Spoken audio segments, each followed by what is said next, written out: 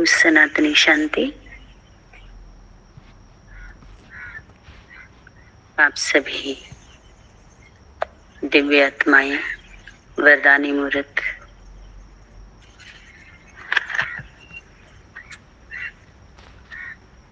सदा अपने स्वमान की सीट पर सीट रहने वाले श्रेष्ठ आत्माओं के चरणों में नमन, वंदन, अभिनंदन, शुभ प्रभात। आज का होमवर्क समानता और समीपता।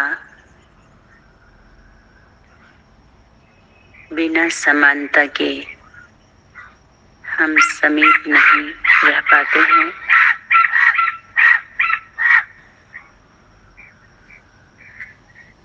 जीवन नैया को पार लगाने वाले सिद्धि स्वरूप लाइट माइट दिलाराम बाप दादा माता पिता का संदेश और माता पिता बाप दादा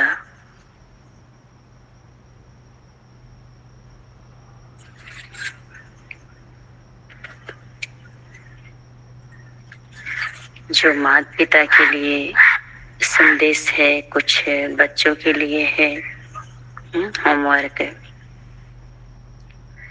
जैसे कोई सूचना केंद्र से राज्य को जाता है तो कुछ वर्क ऐसा होता है जो राज्य वाले करते हैं और कुछ जिला वाले से करवाते हैं। लेना भी होता है और देना भी होता है। तो ये संदेश है, होमवर्क है आज का।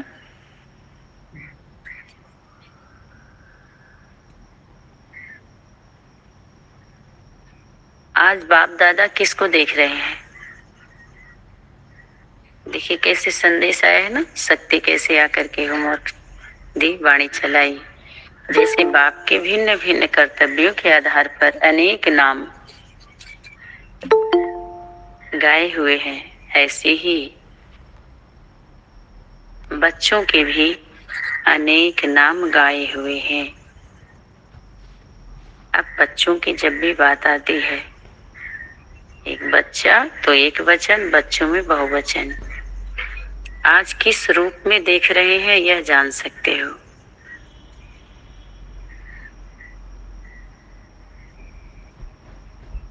जो जितना ही नजदीक होता है, जब हम नजदीक होते हैं, जिसको दूसरी भाषा में बोलते हैं सन्मुख, तो भाव का भी पता चलता है। और जब दूर होते हैं तो थोड़ा बहुत हमें प्रभाव तो समझ में आ जाता है, लेकिन स्वभाव का पता तब चलता है जब हम संग में रहते हैं। हम संग के साथ में रहते हैं, संग करते हैं, उसको बोलते हैं प्रैक्टिकल। तो प्रकरण पता चलता है।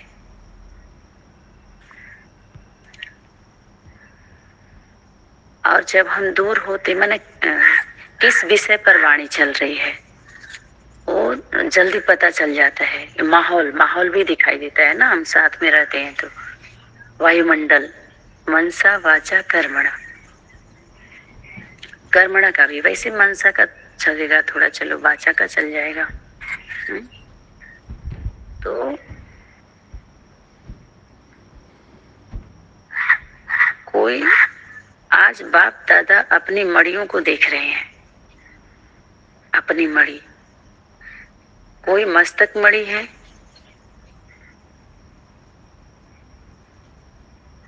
मस्तक मड़ी, और कोई यहाँ पर ध्यान दे थोड़ा सा, मड़ी की जब भी बात आएगी, मस्तक मड़ी और कोई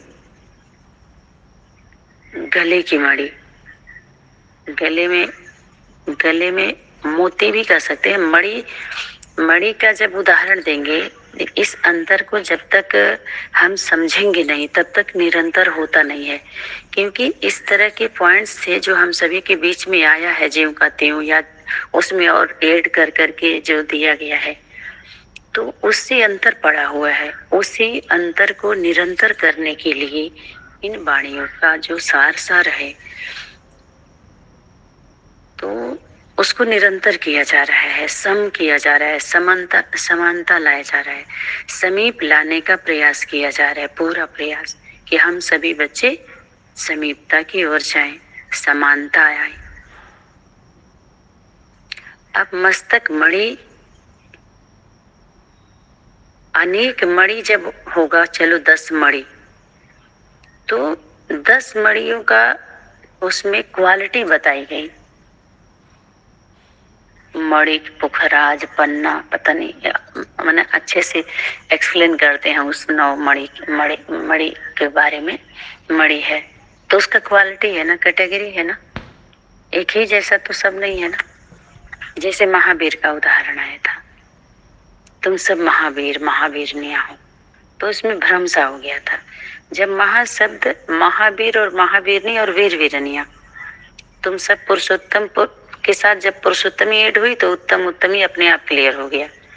तो इसी तरह से यहाँ भी जब अब हृदय में कोई हृदय मणि, ये कुछ मिक्स किया गया है ना अपने अंदर यहाँ भी, लेकिन पिताजी कहते हैं ऐसे भाव अपना रखना है जो भी है। जब आप अच्छे भाव से उसको लेंगे तो आपकी बुद्धि में हर चीज अच्छा ही अच्छा आएगा। तो हमें ज्यादा उन लोगों के जो एडिंग किया है, जो एक्स्ट्रा डाल दिया है या कटिंग किया है, तो उस पर ज्यादा हम फोकस ना करें। समय जाता है एक, तो फिर उसको सफाई पेश करना पड़ता है, तो इससे अच्छा सार में ही आप चलते जाओ। तो एक मणियों को देख रहे थे, तो मणि 3 प्रकार के मणियों को,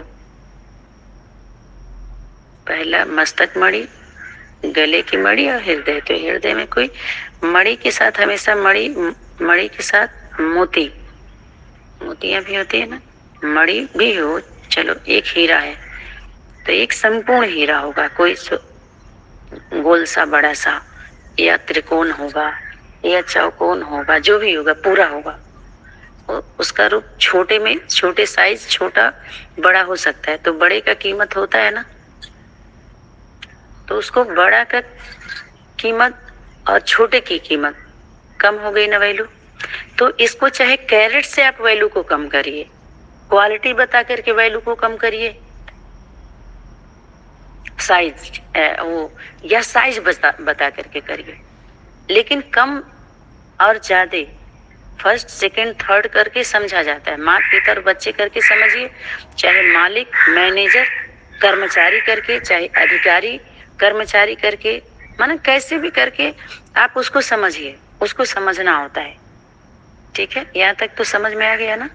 चाहे ऐसे आप समझिए चाहे वैसे, लेकिन समझना है उस विषय को ताकि समाधान हो। जो विषय समस्या बनता है उसका समाधान करने के लिए शॉर्ट करना पड़ता है। शॉर्ट करने का अधिकार अथॉरिटी किसको होती है? शक्ति बोली ना, विस्तार ज्यादा हो गया है, तुम बच्चों को सार में लेके आना है।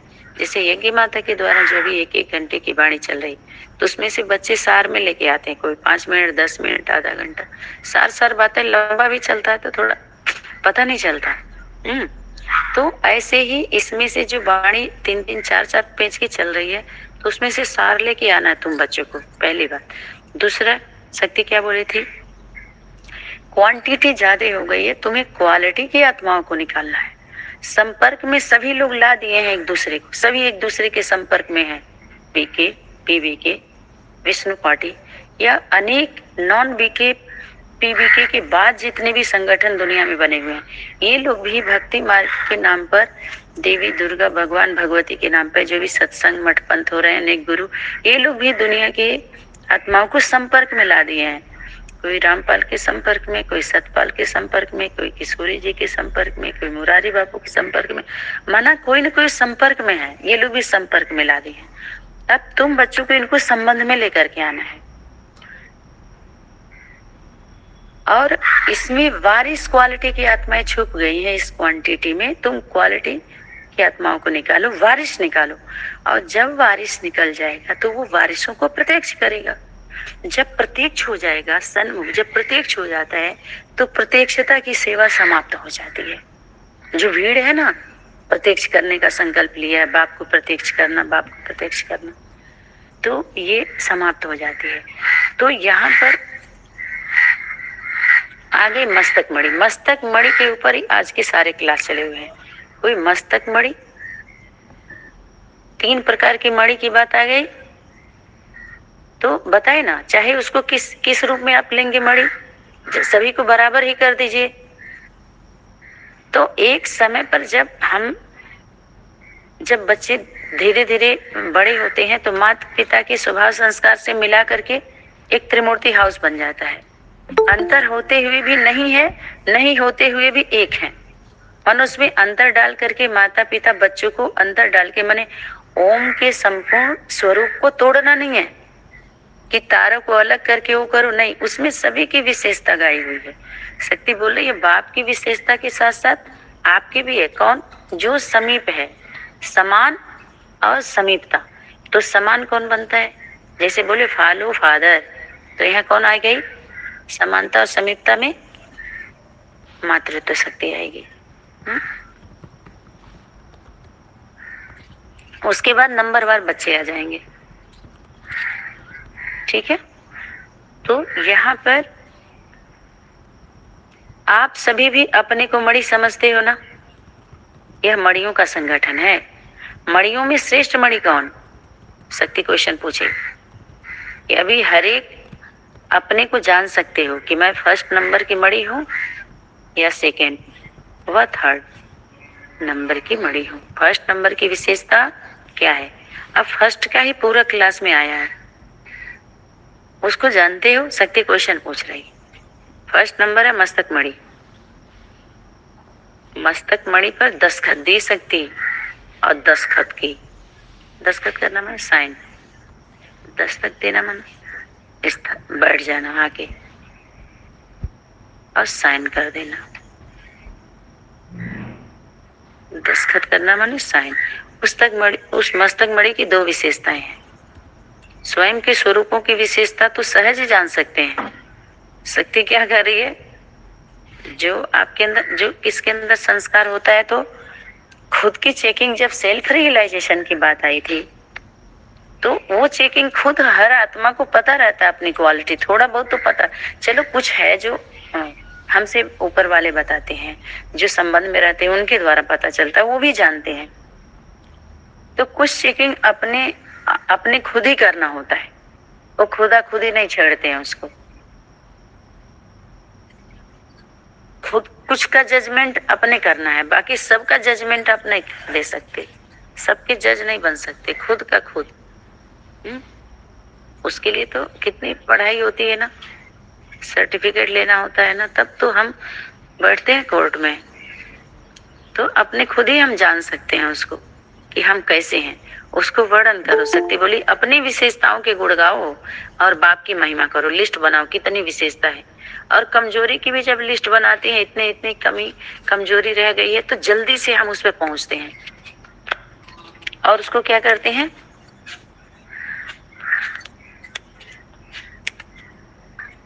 करेक्शन करने के बाद हम कनेक्शन में आते हैं,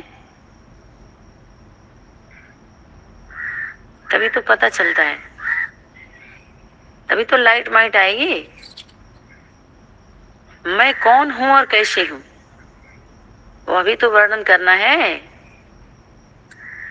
शक्ति बोली सिर्फ 2 विशेषताएं ही पूछ रहे हैं तो बहुत, लेकिन सिर्फ 2 ही पूछ रहे हैं। मस्तक मणि की 2 विशेषताएं अनेक अनेक बताए हैं लोग, ये 2, एक है समानता और दूसरी है समीपता। दूसरा है समीपता, बाप दादा के समान। इसमें आप सभी की बताई हुई बातें भी आ जाएंगी, आ जाती हैं। बाप दादा लाइट और माइट, लाइट और माइट रूप है ना, वो रूप है तो स्वरूप कौन सा आएगा, उस स्वरूप में आ गया। तो जब कंबाइंड होंगे तो तब पता चलता है। जब बाप दादा कंबाइंड होते हैं तो बाप समान अर्थात लाइट और माइट रूप हो ही गए। बाप सर्वशक्तिवान है, तो बाप समान सर्व शक्तियां संपन्न हो ही गए।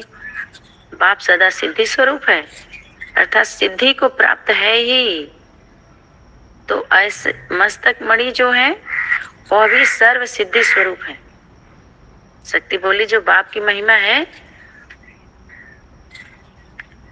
वह सर्व महिमा के योग्य अर्थात सभी विशेषताओं का जो संपन्न स्वरूप है, तो उसके अंदर भी वो संपन्नता आ ही जाती है। दूसरी बात समीपता, बाप दादा की समीप, बाप दादा के भी समीप, बाप दादा के साथ ही सर्व जो विश्व की आत्माएं हैं, विश्व की आत्माएं जो भी हम सभी को पहले भी ये क्लास में आ चुका है। विश्व की बात जब भी आती है तो जड़ के नीचे अष्टदेव अष्ट देवियां 8 ही है, लेकिन उसमें 16 है। कंबाइंड स्वरूप जब प्रवृत्ति को जोड़ा जाएगा तो उसमें कितने आएंगे? 16 आएंगे माता पिता के बाद। तो जो विश्व की आत्माएं हैं उनके स्वभाव संस्कार के भी समीप वो नजदीक रहते हैं ना, अनेक स्वभाव संस्कार के। क्योंकि नीचे जो 9 लाख की बात आती है तो उनके वो कौन है? वो लोग 1-1 लाख के वो माता पिता हैं, उनके नीचे इतने हैं। डायरेक्ट जो रचयिता के जो रचना है, ऐसे तो रचता की रचना फर्स्ट कौन हो गई? माँ हो गई, एक दूसरे के हो गए ना बाल रूप में। उसके बाद वो दोनों जब कंबाइंड होते हैं, रचता जब कंबाइंड होते हैं अपनी फर्स्ट रचना से, तो रचयिता का स्वरूप हो जाता है। रचयिता फर्स्ट रचना, त्रिमूर्ति में आ जाइए, त्रिमूर्ति की प्रवृत्ति, उसके बाद 5, ऐसे करके माना ये सब आत्माएं इसको डायरेक्ट रचना में लेते हैं। डायरेक्ट रचना में तो वैसे वही आएंगे माँ का स्वरूप, उसके बाद दोनों मिलते हैं तो डायरेक्ट में वो भी आते हैं। तो यहाँ पर उनके स्वभाव संस्कार के समीप अनेक स्वभाव संस्कार की आत्माएं हैं तो नजदीक रहते हैं। बाप दादा के समीप होने के कारण, परखने की पावर होने के कारण, धीरे धीरे परखने की पावर आती है ना, प्रैक्टिकल परखे जाते हैं, सिर्फ वाणी से नहीं। एक तो होता है कि आप कोई चोर है, चोरी करके चला गया तो उसका निशान ढूंढते हैं। सीआईडी लोग, कुत्ते भी सीआईडी कुत्ते होते हैं तो उनसे सूंघवाते हैं, उनसे पकड़ में नहीं आते हैं। तो या कुछ गलत कार्य किए होते हैं, मर्डर किए होते हैं, कुछ भी किए होते हैं, तो ऐसे उनको हम चोर को पकड़ा जाता है।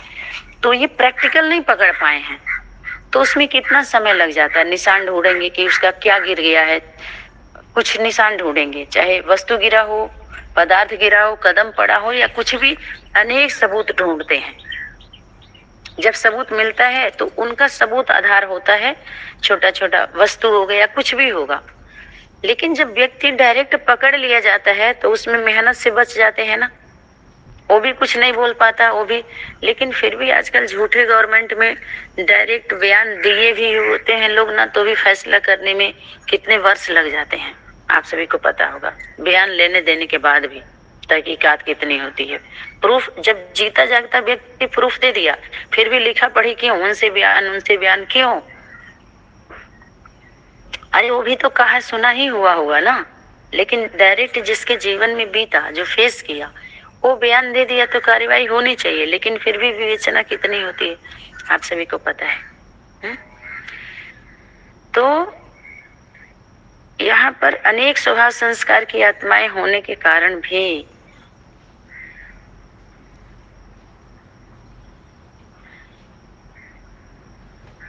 चुंबक के समान कितनी भी दूर वाली आत्मा, लेकिन तुम बच्चे बाप दादा के समीप लाने वाले हो।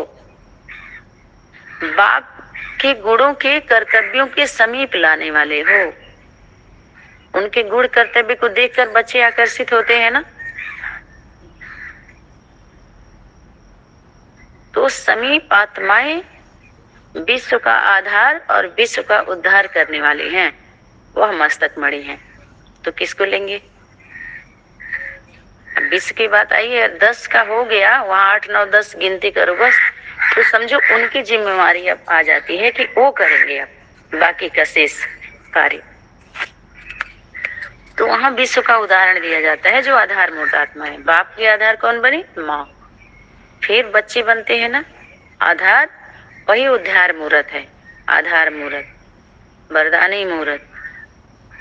तो मस्तक मणि हर संकल्प में, हर कर्म में अपने को विश्व का आधार और उद्धार मूर्त समझकर हर कदम उठाते हैं। अर्थात अभी से ही वह ताज तख्त नसीन होते हैं। हर कदम संकल्प कर्म जब ऐसा समझेंगे तो क्या, कौन सा ताज हो गया? जिम्मेवारी का ताज। सदा ताज और तख्त नसीन बन चलने वाली होती हैं वो आत्माएं। ताज और तख्त, जब जिम्मेवारी का ताज उठाए उसी समय दिल का तख्त मिल जाता है। जिम्मेवारी का ताज उठाए, बताए ना, जो जितना ही सेवाधारी होता है, माना सहयोगी, वो योगी, वो कनेक्शन में रहता है हमेशा। शक्ति क्या बोल रही है? सदा ताज और तख्तधारी बन करके चलने वाले। ताज, जिम्मेवारी का ताज उठाते ही तख्त मिल ही जाता है उनको, दिल तख्त। उनको बार बार याद आते हैं ना वो बच्चे जो सेवाधारी होते हैं, सहयोगी होते हैं, हर समय ताजधारी, सदा ताज।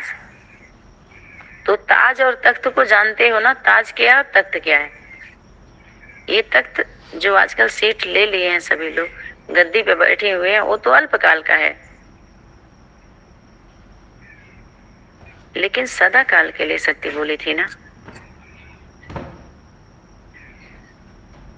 शक्ति बोली विश्व में जो सतयुग का महाराजन बनने के लिए जो सपना दिखाए थे सभी लोग, अभी भी सपने में ही है, सपने ही देख रहे हैं, कह रहे हैं हम अपने हैं।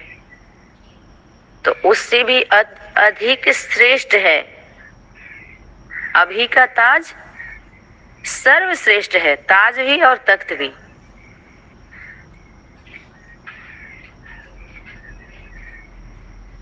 तो ऐसे समझें कि यह सभी महाराजाओं की, अब महाराजा और महारानी के सभा में कौन होंगे? राजा और रानी। अनेक राजाएं होंगे, अनेक रानियां होंगी, लेकिन सबको अगर महाराजा महारानी से संबोधित करेंगे तो, अरे महाराजा महारानी के बीच में प्रधान कौन होगा? राजा रानी के बीच में प्रधान कौन होगा?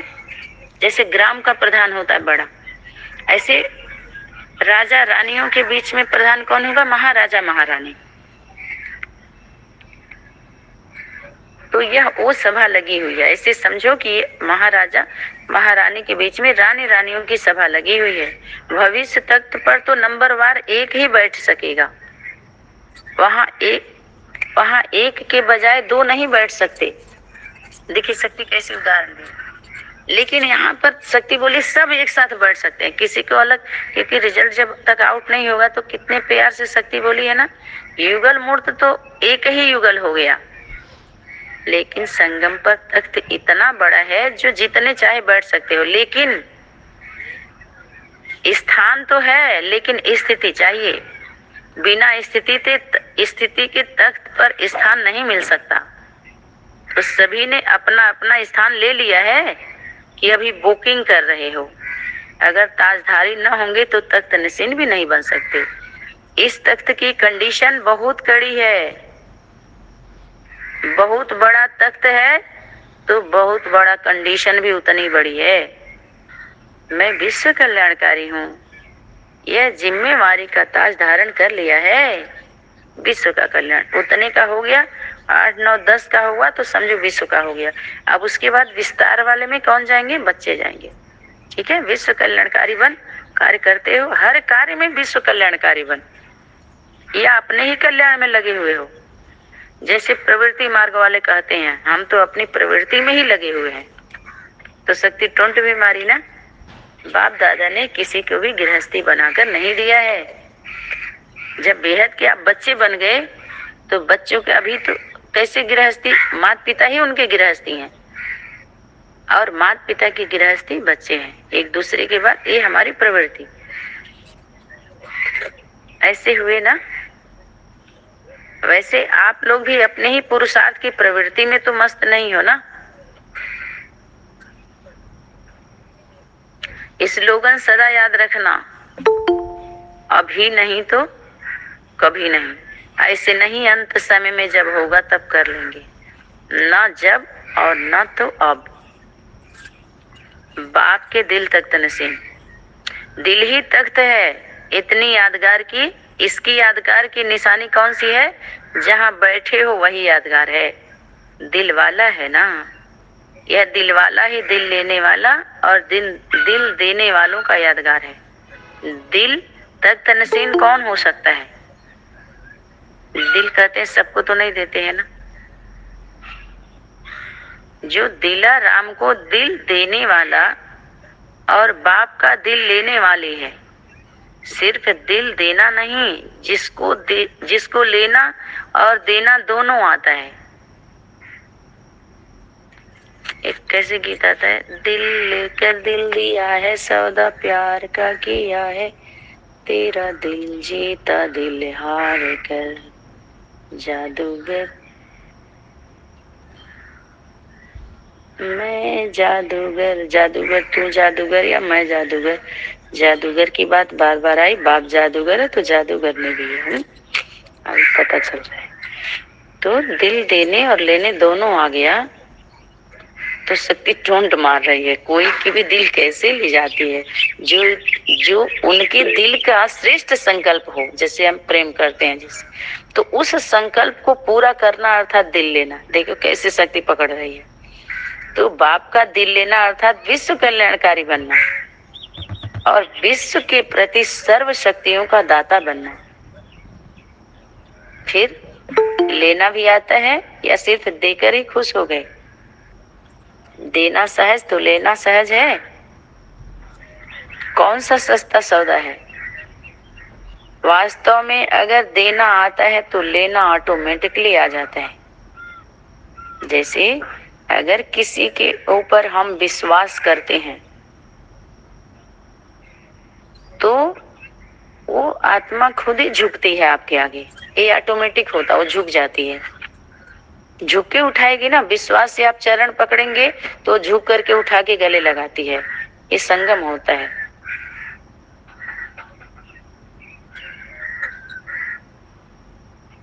उसके लिए ये ऑटोमेटिक सिस्टम कुछ होता है। तो दिल दिया बाप दादा को, तो जिसको दे दिया उसकी दिल हो गई ना। जिसको हम जो चीज दे देते हैं तो उसकी रहती है ना। जो चीज देते हैं तो उसकी वह चीज हो जाती है ना। आपकी या जिसको दे दी उसकी हो गई। दे दी तो दे दी ना, फिर वापस भी लेते रहते हैं।